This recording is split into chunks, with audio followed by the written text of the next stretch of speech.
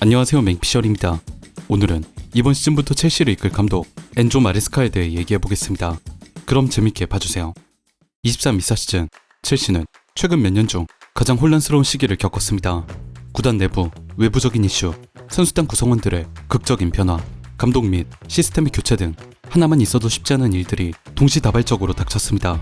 그 결과 첼시는 팬들 입장에선 실망스러운 성적표를 받게 됐죠. 이런 상황에서 첼시의 후임 감독으로 선임된 엔조 마레스카, 그가 부여받은 전략적 목표는 두 가지입니다. 하나, 지난 시즌 포체티노가 마저 마무리 짓지 못한 리빌딩 작업을 끝내고 팀의 컨디션을 정상으로 돌려놓을 것. 둘, 그렇게 정돈된 선수단 자원들을 활용해 주도적이고 트렌디한 축구를 구사할 것.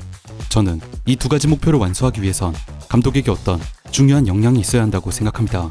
바로 확고한 축구 철학입니다.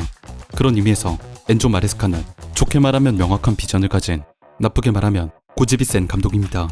저는 예전부터 어떤 사람에 대해 공부하고 알아볼 때 가장 좋은 건 그 사람이 쓴 글을 읽는 거라고 여겨왔습니다.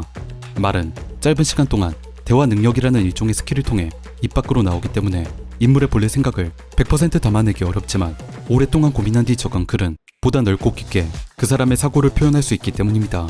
엔조 마레스카라는 감독을 알기 위해선 그가 과거 과르디올라 밑에 있었다거나 지난 시즌 레스터에서 어떤 축구를 했느냐 등의 실제 사실들도 물론 중요하겠으나 저는 오늘 마레스카가 쓴 논문 축구와 체스라는 글을 토대로 그의 축구를 살펴보고자 합니다.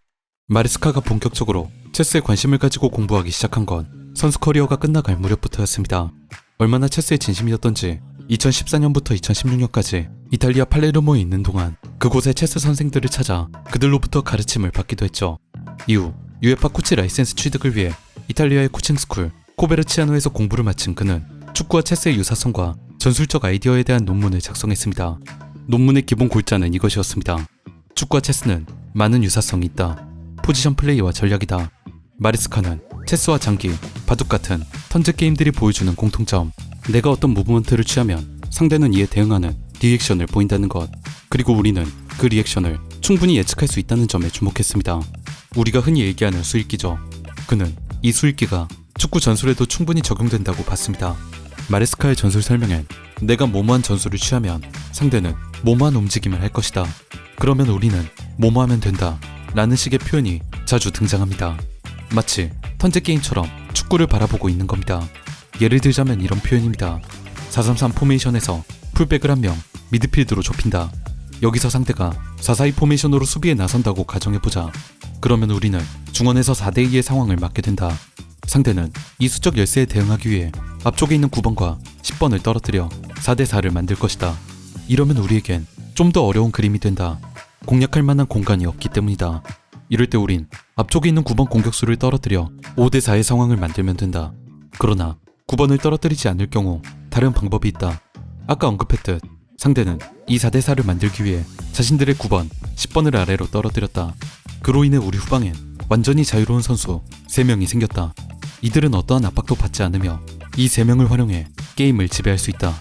마레스카는 이렇게 자신이 인버티드 풀백을 활용하는 이유를 언급하면서 상대가 어떻게 나올지, 이에 대응하는 우리의 다음 움직임은 무엇인지, 그리고 그게 원활히 작동하지 않을 경우 어떤 차선책이 있는지를 한 단계씩 설명합니다. 마치 체스 플레이어들이 기물을 움직일 때 상대의 반응과 그 뒤에 이어질 국면을 다 생각한 후 행동으로 옮기는 것과 비슷한 모습이죠. 논문에서는 축구를 체스에 대입해 분석하는 표현이 더 직접적으로 등장합니다. 체스판은 3개의 채널로 나눌 수 있는 축구장과 같다. 중앙 채널 하나와 외부 채널 2개다. 축구와 체스, 두 게임 모두 안쪽 중앙 채널에서 흥미로운 일들이 많이 일어난다. 축구에선 골을 노릴 수 있는, 체스에선 킹을 향해 나아갈 수 있는 가장 빠르고 직접적인 채널이기 때문이다.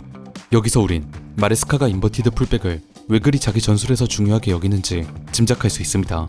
체스를 해보신 분들이라면 익히 아시겠지만 기물 중에서 유독 중앙에 위치할수록 강력한 힘을 발휘하는 존재가 있습니다. 유일하게 다른 기물을 뛰어넘어 중앙 채널을 활보할 수 있는 존재, 나이트입니다. 나이트는 독특한 핵마법을 기반으로 빠른 기동력을 발휘, 상대 대열에 혼란을 불러일으킵니다.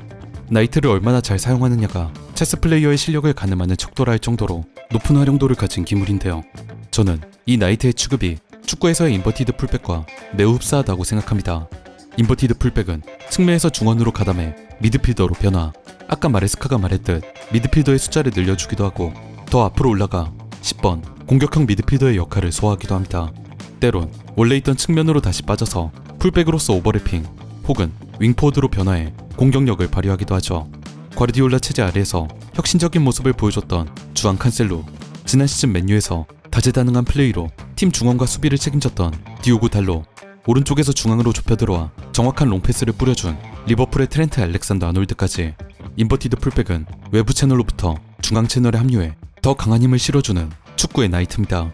마레스카는 이렇게 설명합니다. 4-3-3으로 플레이한다고 가정해보자.